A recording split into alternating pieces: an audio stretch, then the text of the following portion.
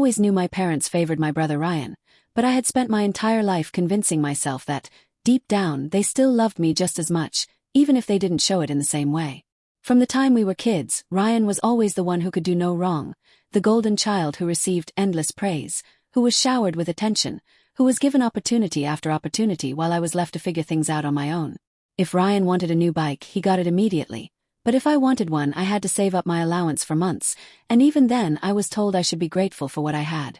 When Ryan struggled in school, my parents hired private tutors, sat with him every night, and reassured him that he was brilliant and just needed a little help. But when I had trouble, they barely noticed, telling me that I was smart enough to figure it out myself.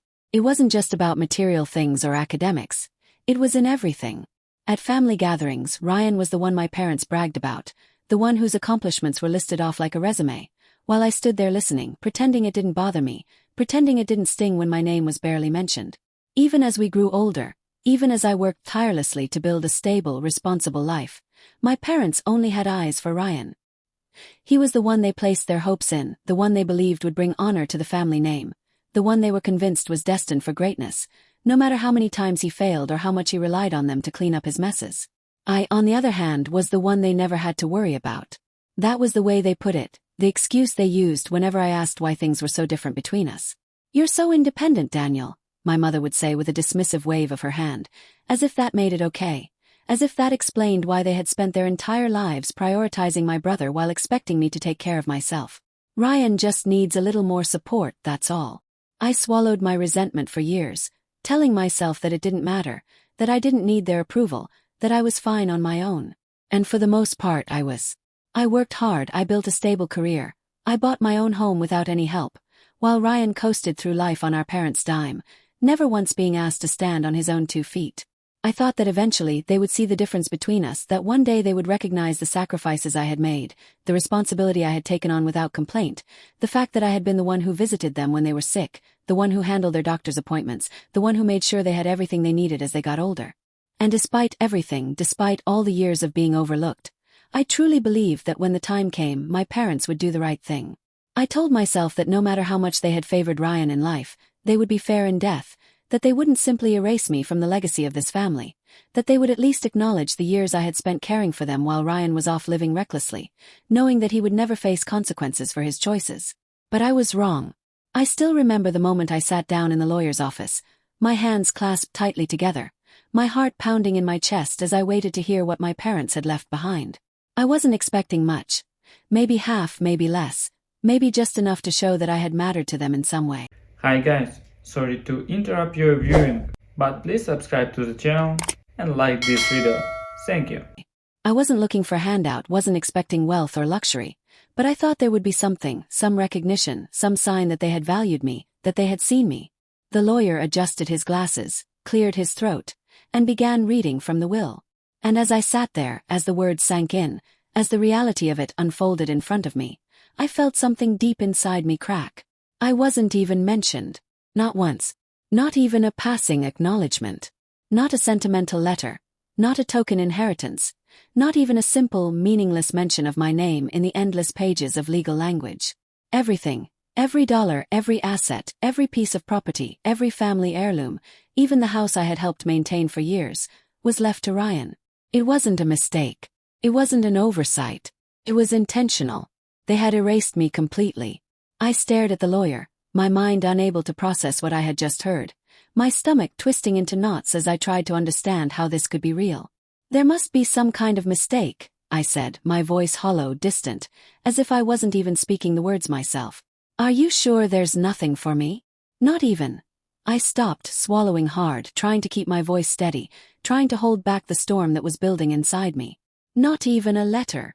The lawyer shook his head, his expression carefully neutral, as if he had seen this kind of thing too many times before, as if he had learned how to detach himself from the emotional fallout of moments like this. "I'm sorry, Daniel," he said, his voice professional but devoid of real sympathy. "Your parents were very clear in their wishes. Everything goes to Ryan." Ryan, who sat across from me, let out a small chuckle, shaking his head as if he couldn't believe his own luck, as if this was just another example of how the universe had always worked in his favor. "Wow," he said, stretching his arms behind his head, leaning back in his chair like he didn't have a care in the world. Guess they really did believe in me, huh?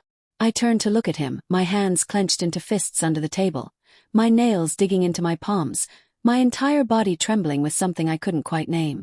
It wasn't just anger. It wasn't just betrayal. It was something deeper, something raw and hollow and unbearable. For my entire life I had told myself that if I just worked hard enough, if I just proved myself, if I just kept doing the right thing, eventually my parents would see me. But they never had. And now they never would. I felt the weight of it settle over me. The finality of it. The brutal, undeniable truth that I had spent my entire life chasing something that had never existed in the first place. Ryan stood up, pocketing the keys to the house that had once been my childhood home, the house I had taken care of for years, the house that now belonged entirely to him. "Well," he said with a smirk, "if it makes you feel better, I'm sure Mom and Dad still loved you in their own way." I didn't answer. I just stood up, turned away, and walked out of that office without looking back. Because in that moment, I knew one thing with absolute certainty. This wasn't over. I left the lawyer's office with my entire body buzzing with disbelief, anger, and a hollow kind of pain that sat deep in my chest like a weight I couldn't shake. The air outside felt too sharp, too bright, too indifferent to what had just happened, as if the world hadn't just shifted beneath my feet, as if everything I thought I knew about my place in this family hadn't just crumbled into nothing. I had walked into that meeting expecting fairness, maybe even a shred of acknowledgement, some final proof that my years of loyalty and responsibility hadn't gone unnoticed. But I had walked out with nothing. No inheritance, no explanation, not even a word from my parents beyond the legal documents that had erased me from their lives as if I had never existed at all. And Ryan. God, Ryan had sat there like it was all a joke, like he had always known this was how things would play out, like he was amused that I had ever believed it could have gone any other way. That smug, self-satisfied look on his face, that lazy, arrogant smirk as he pocketed the house keys and leaned back in his chair like he had just won some kind of game. He hadn't even needed to fight for this, hadn't even needed to lift a damn finger, because everything had been handed to him the same way it always had been. I hadn't said anything as I left, hadn't given him the satisfaction of seeing how much it had affected me, hadn't let him hear the words I was burning to say. But I wasn't going to stay silent for long.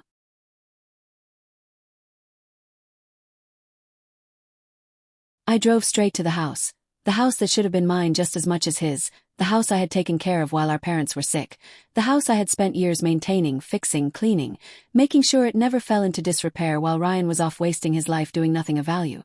And now it was his. Just like that. Just because our parents had decided that he was the one who mattered, the one who deserved everything, the one who was worthy of their legacy. I didn't even bother knocking when I arrived, pushing the door open with enough force to make it slam against the wall, my hands shaking with the effort of holding myself together. Ryan was already inside, lounging on the couch with a beer in one hand and his phone in the other, looking every bit like the spoiled, entitled bastard he had always been. He barely even looked up when I walked in, barely acknowledged me at all, as if I was nothing more than an inconvenience, as if I wasn't the person he had just completely screwed over. "So," I said, my voice tight, barely controlled, filled with all the fury I had been trying to swallow since I had heard the will being read. "Are you seriously not even going to explain this to me?" Ryan sighed dramatically, setting his beer down on the coffee table and stretching like he had just woken up from the most peaceful nap of his life. "Explain what exactly?" he asked, his voice dripping with mock innocence, as if he hadn't sat there grinning while I was stripped of everything I had ever worked for. "I didn't write the will, Daniel. Mom and Dad made their choice. Not my fault you weren't their favorite." Something inside me snapped at those words, something raw and ugly and impossible to contain. "Favorite," I repeated, my voice sharp enough to cut. "You think this is about favoritism? You think this is just some petty sibling rivalry, like I'm mad that they liked you more? This is about respect, Ryan. This is about fairness. This is about the fact that I spent years taking care of them while you were nowhere to be found, and they still decided you were the one who deserved everything." Ryan rolled his eyes, leaning back against the couch like this conversation was boring him. "Yeah, well, maybe they just saw things differently," he said with a shrug, completely unfazed by my anger. "Maybe they thought I was the one who actually had a future worth investing in. You ever think about that?" I could barely breathe, barely see straight through the sheer fury clouding my mind, through the way my own brother, the person who had already taken everything from me, was sitting there acting like he had actually earned any of it. "A future worth investing in," I repeated, laughing bitterly, shaking my head at the sheer audacity of it. "Are you serious right now? You've done nothing, Ryan. Nothing. You've never held down a real job, never taken responsibility for a single thing in your life, never done anything but coast by while everyone else cleaned up your messes. And now what? You think you're some kind of success story because mom and dad handed you everything on a silver platter. Ryan smirked again, the kind of smirk that made me want to put my fist through the wall. I don't need to justify anything to you, he said. His tone so casual it made my skin crawl. The will says what it says. Maybe you should just get over it. That was it. That was the moment I knew there was no saving this, no making him understand, no reasoning with someone who had spent his entire life believing he was entitled to everything he wanted just because he existed. I had been standing there hoping for some kind of admission, some kind of explanation, something that would make it hurt less. But there was nothing. No guilt, no regret, not even a hint of acknowledgement that what had happened was wrong. I exhaled slowly, forcing myself to unclench my fists, forcing myself to take a step back before I did something I would regret. You know what? I said, my voice suddenly calm, eerily steady in a way that seemed to unsettle Ryan just a little. You're right. The will says what it says. And I don't need to justify anything to you either. Ryan frowned slightly, probably expecting more of a fight, probably expecting me to lash out, to beg, to do something dramatic. But I didn't. I just turned on my heel, walked toward the door, and left without another word. Because I had made my decision. I wasn't going to waste another second trying to fight for something that had already been stolen from me. I wasn't going to give Ryan the satisfaction of seeing how much it had hurt. I wasn't going to let them win. But that didn't mean I was done. Not even close. It didn't take long for Ryan to start acting exactly the way I had always known he would, throwing around the money he hadn't earned like it was infinite, living like he was some kind of untouchable king, like nothing could ever touch him, like the world had been created solely for his enjoyment.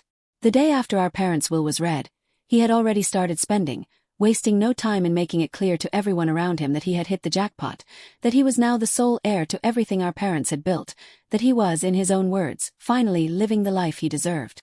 He started with the house, the same house I had spent years taking care of while our parents were alive, the house I had maintained, repaired, and kept standing while they got older, while their health declined, while Ryan was nowhere to be found.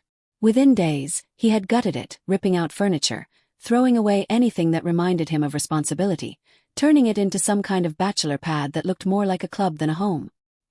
He threw parties that lasted until dawn, invited people who had never even met our parents, let strangers put their feet on the coffee table where our mother used to sit and read every night.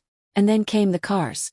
The first was a bright red sports car, the kind of vehicle that screamed money, the kind of thing someone bought when they needed to prove to the world that they had finally made it.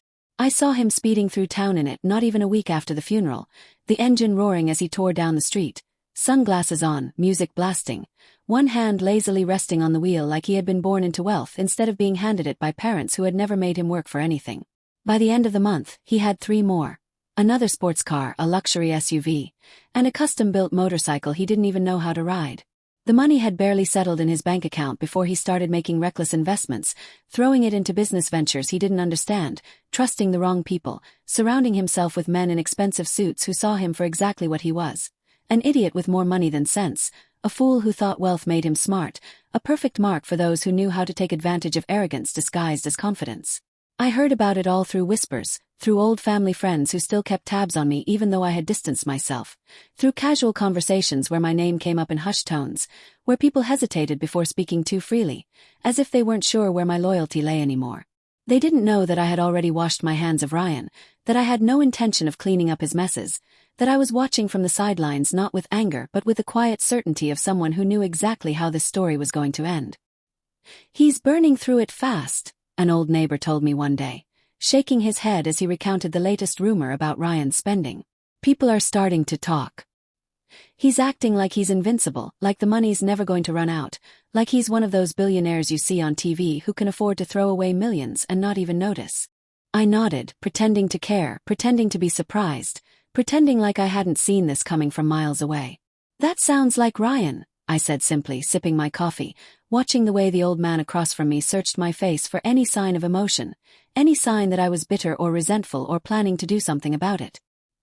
"He's going to lose everything," the man continued, as if I needed to be told, as if I hadn't known that the second I saw Ryan's smug grin in that lawyer's office.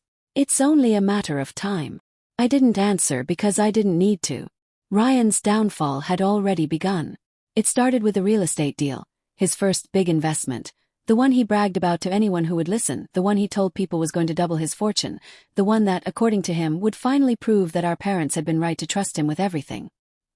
He poured money into it without thinking, without researching, without questioning the men who were leading him into it, blinded by his own ego, convinced that he was a financial genius simply because he had inherited wealth instead of earning it.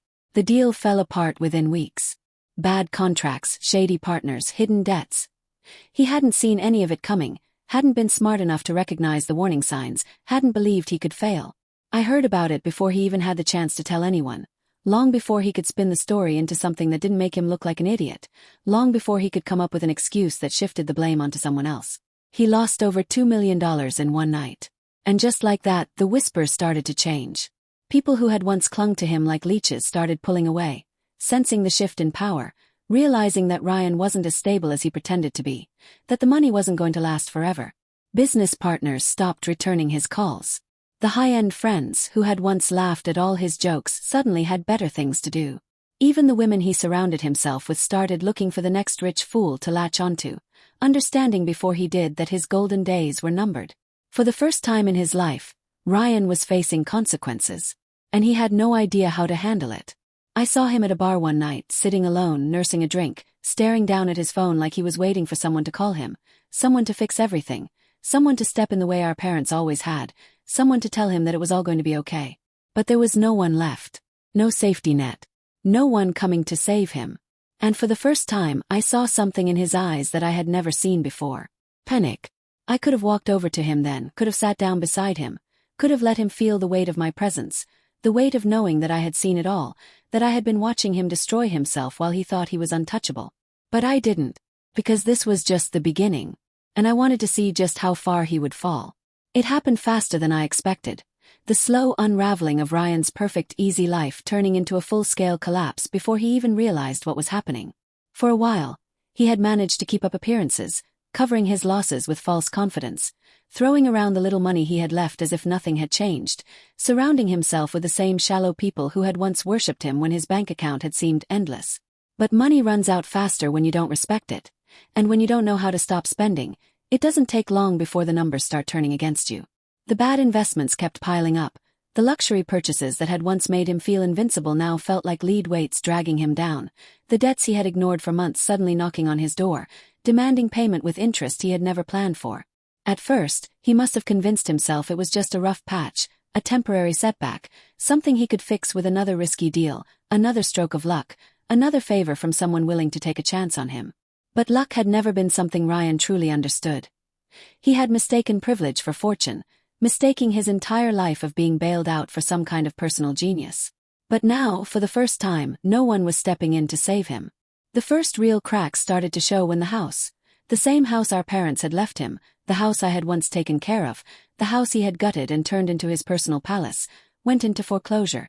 I heard about it before he even did, before the official notices started arriving, before the bank representatives showed up with their polite but firm warnings, before his name was listed among the assets being seized. I had a friend in finance who had been keeping tabs on the situation, someone who had nothing to gain from Ryan's downfall but who had always thought my parents had made a mistake by leaving everything to him, someone who believed even more than I did, that karma had a way of balancing things out in the end. "He's drowning, Daniel," my friend had told me over the phone one evening. His voice calm but certain, the kind of certainty that came from years of watching people like Ryan burn through fortunes they didn't deserve. He owes more than he has, and no one's lending to him anymore. If he doesn't find a way to pay soon, he's going to lose everything. I had listened, absorbing every detail, letting the words settle in my mind, feeling something almost resembling satisfaction creep into my chest.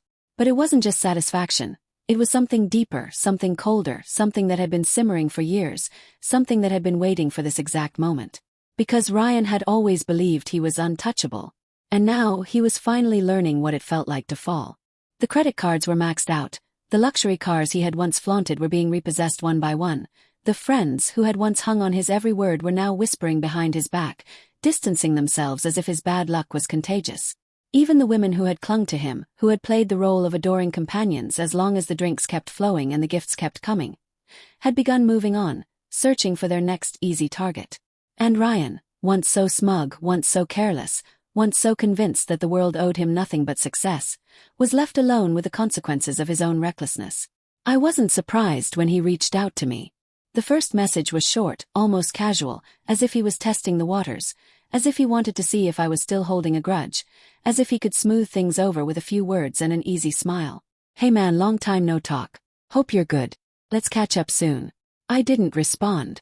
Few days later, another message. Longer this time, a little more desperate, a little more obvious that things weren't going well. "Look, I know things have been rough between us, but I could really use some advice. You're always good with money. Maybe we could grab a drink, talk some things out." I still didn't respond. Then silence for almost a week. And then late one night my phone buzzed again, a message so different from the ones before, so stripped of arrogance, so raw in its simplicity that for a moment I just stared at the screen, rereading it over and over again, feeling something inside me shift. "Need you. Nothing else. No pretense, no fake confidence. No attempt to manipulate the situation into something casual. Just 3 words, heavy with meaning, heavy with something that almost felt like regret, something that almost sounded like fear." I leaned back in my chair, exhaling slowly, my mind turning over everything that had led to this moment, everything that had brought us here, everything that had finally pushed Ryan to the edge of admitting that he wasn't as strong as he had always pretended to be.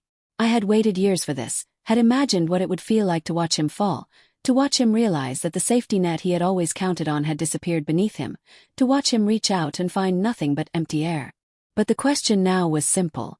Would I be the one to catch him? Or would I let him crash? When I finally agreed to meet Ryan, I wasn't sure exactly what I expected to see, but I knew one thing for certain. I was no longer the brother he could look down on, no longer the man he could dismiss with a smirk and a condescending shrug, no longer the one left standing in the shadows while he basked in the golden light of our parents' favoritism. This time I was the one in control, and for the first time in his life, Ryan was the one who needed something from me, the one who had to swallow his pride, the one who had to sit across from me and admit that he had lost. I chose the place carefully. Not his usual high-end bars or trendy restaurants. Not the kind of places he used to frequent when he had money to burn and people to impress. Instead, I picked a quiet, low-key diner on the outskirts of town, the kind of place that didn't take reservations, that didn't serve overpriced cocktails with gold flakes in them, that didn't cater to men who thought their bank accounts made them better than everyone else. I wanted to see how he handled being in a place where no one cared who he was, where no one looked at him with admiration, where he wasn't the most important person in the room. When he walked in, I almost didn't recognize him. The man who had once walked with his head high, his shoulders back, his every step radiating arrogance and entitlement, now looked smaller somehow. His movements less certain. His posture slightly hunched, as if the weight of his own failures had finally started pressing down on him in a way he couldn't ignore. His clothes, once designer and perfectly tailored, now looked a little worn, his shoes scuffed. His watch missing from his wrist. The same wrist where he used to wear a luxury timepiece that cost more than most people made in a month. He spotted me immediately, and for the first time in my life I saw hesitation in his eyes, a flicker of uncertainty, a brief moment where he looked like he wasn't sure whether I would actually go through with this, whether I would actually let him sit down, whether I would hear him out or send him back out the door without another word. I didn't move as he approached, didn't offer a greeting, didn't give him any indication of what I was thinking, just watched as he slid into the seat across from me, exhaling heavily, running a hand through his hair like a man who hadn't slept in days. "Thanks for meeting me," he said after a long pause. His voice lower than usual, missing that usual cocky edge, lacking the confidence that had always made me want to reach across the table and wipe the smirk off his face. "I wasn't sure if you'd even respond." I leaned back in my chair, crossing my arms, studying him like he was a stranger, like he was just another man sitting across from me, like he wasn't the brother who had taken everything from me and laughed while he did it. "Why did you?" I asked simply, my voice calm, measured, without an ounce of warmth. "What exactly do you think I can do for you, Ryan?" His jaw tightened slightly, his hands clasping together on the table. His fingers twitching like he wanted to fidget but was trying to stop himself, like he was hyper-aware of every movement, like he knew that one wrong word, one wrong shift in his expression, could be the difference between me hearing him out and me walking away forever. "I messed up," he admitted. His voice barely above a whisper, like saying the words out loud physically hurt him, like he had never had to acknowledge failure before, like he had spent his entire life believing that he was incapable of losing. "I made some bad deals, trusted the wrong people. The money. It's gone, Daniel. All of it." I exhaled slowly, watching the way he avoided my gaze, the way he stared down at the table like a man who had been stripped of everything he had ever used to define himself. "And I prompted, tilting my head slightly, my voice still neutral, giving him nothing, offering him no indication of what I was thinking. His hands tightened into fists, his shoulders tensing, and for a brief moment, I saw the old Ryan surface, the one who hated being in a position of weakness, the one who wanted to lash out, to twist the narrative, to find some way to manipulate the situation into something he could control. But then it was gone, smothered under the reality of his circumstances, buried beneath the undeniable truth that he was no longer the one with the upper hand. "And I need help," he finally said, forcing the words out through gritted teeth, as if they were being dragged from him against his will. "I know I don't deserve it. I know I—" He stopped, inhaling sharply, closing his eyes for a second like he was gathering what little was left of his pride before forcing himself to keep going. I don't know where else to turn, Daniel." I let the silence stretch between us, let him sit in his own desperation, let him feel the weight of every moment that had led up to this, every decision he had made, every bridge he had burned. And then, slowly, a small smirk tugged at the corner of my lips as I finally spoke, my voice quiet, steady, filled with something that almost resembled amusement. "Now you know how it feels." The words hung between us like a loaded gun, like a final verdict, like a truth he had never wanted to face but now had no choice but to acknowledge. And in that moment I saw it, the flicker of realization in his eyes, the understanding that the tables had turned, that the power had shifted, that for the first time in his life, he was the one asking for something and I was the one who got to decide whether or not he deserved it. And I had never felt more in control. The downfall of Ryan wasn't just something that happened quietly in the background, wasn't just a private matter that he could handle behind closed doors, wasn't something he could pretend wasn't happening. His suffering became public, his failures became gossip, and the people who had once treated him like he was untouchable suddenly found themselves questioning why they had ever placed so much faith in a man who had never known how to hold on to what he had been given. The whispers started in the places where power and wealth mattered most, in country clubs, in high-end restaurants, in the circles where my parents had once been respected, where their names had once meant something. It wasn't just Ryan's reputation that was collapsing, it was theirs as well, their entire legacy unraveling with every dollar he lost, with every mistake he made, with every bad decision that proved they had put their trust in the wrong son. I had spent years being ignored by these people, being treated like I was nothing more than the responsible but ultimately unremarkable brother, the one who wasn't worth their attention, the one who was too practical, too boring, too much of a background figure to ever matter. But now, as Ryan's failures became impossible to ignore, as the weight of his recklessness began crushing everything our parents had built, I found myself in a position I had never expected to be in. The same people who had once dismissed me were now looking at me differently, their gazes filled with something that almost resembled regret, their voices softer, more careful, more deliberate when they spoke to me. It wasn't because they cared, not really. It was because they were realizing, far too late, that they had bet on the wrong horse. It started with polite inquiries, with carefully worded conversations that pretended to be casual but weren't, with old family friends who suddenly found reasons to reach out, to invite me to events, to check in as if they had always valued me, as if they hadn't spent years pretending I didn't exist. "Daniel," they would say with forced smiles, their voices warm in a way they had never been before. "It's been so long. How have you been?" I played along, listening to their carefully placed words, to the way they tried to act like they had always respected me, like they had always believed I had potential, like they had never once looked down on me in favor of Ryan. I let them speak, let them offer their empty sympathies, let them express their supposed shock at how things had turned out, as if they hadn't been the same people who had once sung Ryan's praises while barely acknowledging my existence. It was almost amusing, watching them scramble, watching them try to rewrite the past, watching them act as if they had never been complicit in my parents' favoritism, as if they hadn't been the ones nodding along every time my father spoke about Ryan's bright future, every time my mother boasted about how Ryan was destined for success. They wanted to be on my side now, not because they had suddenly realized I was worth their time, but because Ryan had proven to be a failure, and they needed someone else to align themselves with. They were vultures, circling, waiting to see if I would be the one to salvage what was left of the family name, if I would be the one to restore the dignity that Ryan had so thoroughly destroyed. But I wasn't interested in salvaging anything.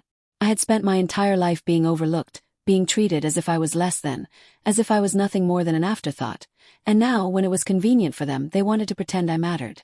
But I saw them for what they were, saw the way they were only reaching out because they needed something, because they wanted to attach themselves to the next possible success story, because they were desperate to distance themselves from the disaster that Ryan had become. And I wasn't about to let them use me the way they had once used him. But it wasn't until I saw the sign in front of my parents' old house that I realized just how far things had fallen, Just how completely Ryan had destroyed everything he had been given. Just how poetic this ending was becoming. The house. The same house that had once been the centerpiece of our family. The house that my parents had loved so much. The house that I had spent years maintaining. The house that Ryan had inherited while I had been given nothing. Was for sale. Ryan had lost it. Somewhere between the bad investments, the unpaid debts, the reckless spending. He had finally reached the point where there was nothing left to hold on to. Nothing left to sell except the house itself. The one thing my parents had probably believed would always stay in the family. The one thing they had never imagined Ryan would be foolish enough to lose. I stood outside the property that day, staring at the for sale sign, feeling the wind shift slightly, feeling the weight of everything that had led to this moment, feeling something settle deep in my chest that I hadn't even realized I was still carrying. This house had been a symbol for so long, a symbol of everything I had lost, of everything that had been taken from me, of everything I had never been given a fair chance at. And now, it was up for grabs. Just another asset in a long list of things Ryan had destroyed. And that was when I realized something. Could take it back. I had spent my entire life watching Ryan be handed things he never deserved, things he never valued, things he had wasted without a second thought. But now he had lost them all, had destroyed every single thing our parents had worked for, had turned their legacy into nothing more than a joke. But I could change that. I had worked hard, had built something for myself without my parents' help, had created a life that wasn't reliant on handouts or easy money. And now I had the chance to reclaim what should have been mine. To take back the one thing that had always felt like it belonged to me, to make sure that, in the end, I was the one standing while Ryan had nothing left. I pulled out my phone, dialing a number I hadn't used in years, listening to the ringing on the other end, feeling the certainty settle deep in my bones. When the realtor picked up, I smiled, my voice calm, steady, filled with a quiet satisfaction. I'd like to make an offer on a house. The purchase went through faster than I expected. The paperwork finalized within a few short weeks. The house that had once been my parents' pride and joy now officially mine. There was something almost surreal about it, about the fact that the very thing I had been denied, the thing that had been handed to Ryan without question, the thing I had been told I wasn't worthy of inheriting, was now back in my hands. Not because of some long overdue act of fairness, not because anyone had finally seen my worth, but because Ryan had been too careless, too entitled, too blind to the reality of his own incompetence. He had been given every advantage, every opportunity, every single thing he had ever wanted, and still he had managed to lose it all. I hadn't told him about the purchase. I had deliberately kept my name out of the transaction, letting the realtor handle everything through a private sale, making sure that Ryan never saw it coming, making sure that he still believed, up until the very last moment, that he could somehow fix things, that he could scrape together enough money, pull off one last desperate deal, convince someone to bail him out just one more time. But no one was coming to save him. No rich friends offering loans, no old family acquaintances stepping in with sympathy, no secret funds hidden away for emergencies.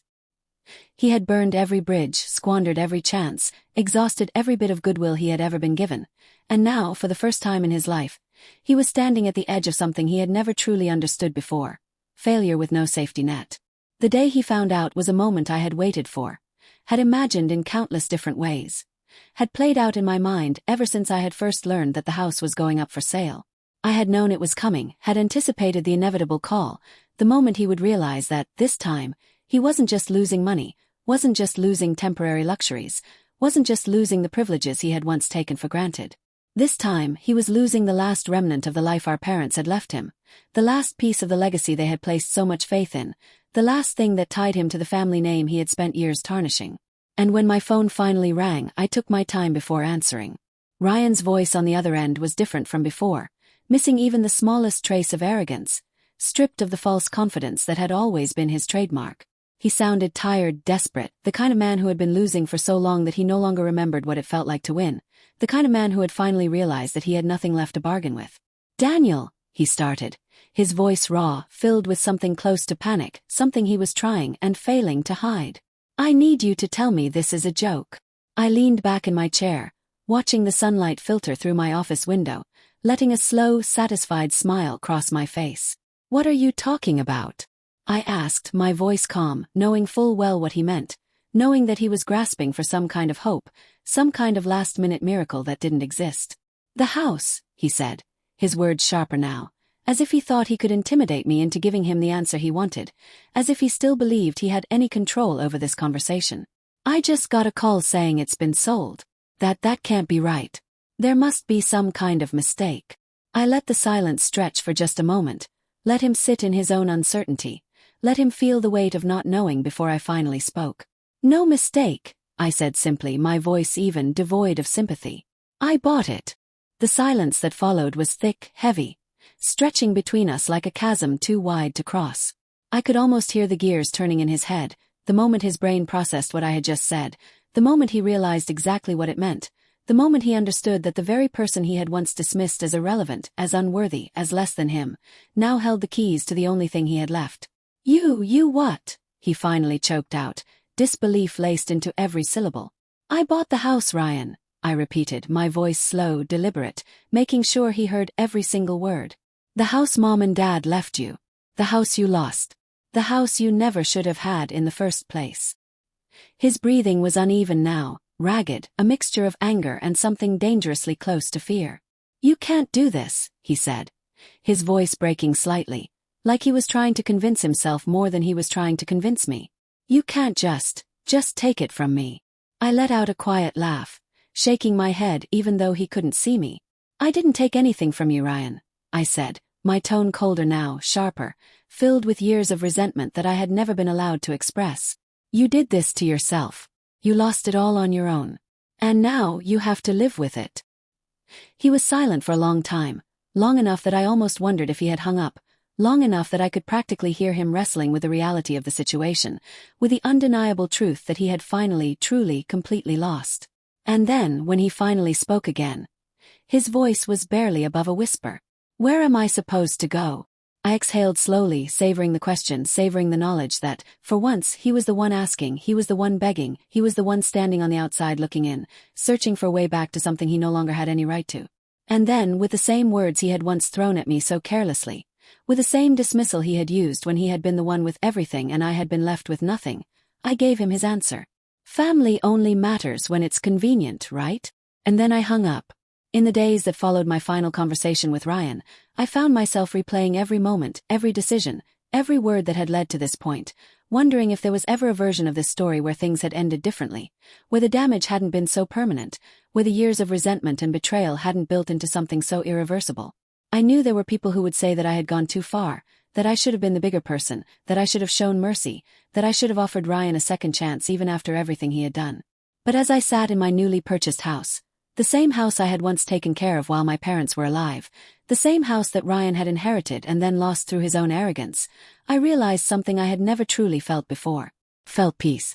For the first time in my life, I wasn't carrying the weight of my family's expectations, wasn't trapped in the endless cycle of proving my worth to people who had never valued me in the first place, wasn't waiting for scraps of approval from people who had never once seen me as an equal.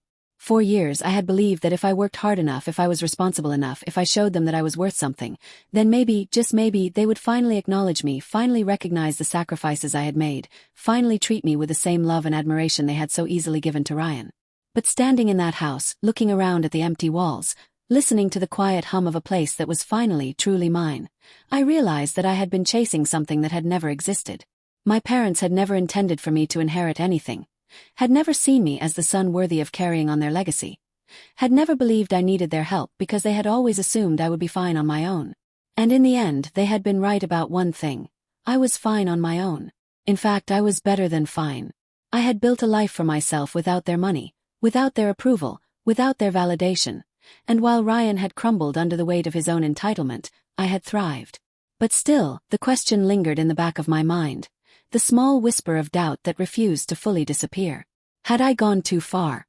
Had I been cruel? Had I taken revenge when I should have shown grace? There was a part of me that understood the appeal of forgiveness, the nobility of rising above, the power in being the person who extends a hand instead of turning their back. But then I remembered all the times I had been overlooked, all the moments when I had been treated as less than, all the nights I had spent wondering why I was never enough for the people who were supposed to love me unconditionally. Ryan had been given everything, and he had wasted it without a second thought. He had never considered me worthy of sharing in our parents' legacy, had never thought about how unfair it was that I had been left with nothing while he was handed it all. He had never cared about the sacrifices I had made, the years I had spent being the one to handle responsibilities while he lived without consequences. So why should I have cared now that he had lost it all? I had no reason to feel guilty. I had no obligation to save him. I had no responsibility to fix what he had broken. And yet, as much as I told myself all of that, as much as I knew, logically, that I had done nothing wrong, there was still something unsettling about how easy it had been to let him go, about how simple it had been to turn my back and walk away without feeling the slightest bit of remorse. Was it strength? Or had I become exactly like my parents, cold and detached, willing to discard someone the moment they were no longer useful? I thought about calling him, about offering him something. Not money, not another bailout, but maybe just a conversation, an acknowledgement that, despite everything, we were still brothers. But every time I reached for my phone, every time I considered dialing his number, I remembered the way he had smirked in that lawyer's office, the way he had told me to get over it, the way he had taken what should have been mine without a shred of hesitation. And I put my phone back down. Because Ryan had made his choices. And I had made mine. Word eventually spread about what had happened. About how the once successful Ryan had lost everything, about how the brother he had ignored for years had ended up as the one standing on top in the end. Some people pitied him, others shook their heads and said they had seen it coming, but no one offered to help. He had burned too many bridges, had spent too many years assuming his charm and connections would keep him afloat, had never considered the possibility that one day, people would simply stop caring. The last thing I heard about him was that he had moved into a tiny apartment in a bad part of town, scraping by on whatever work he could find, a man who had once been at the top now barely holding on. I didn't feel sorry for him. I didn't feel anything at all, because I had finally realized something. Sometimes the only way to win is to walk away.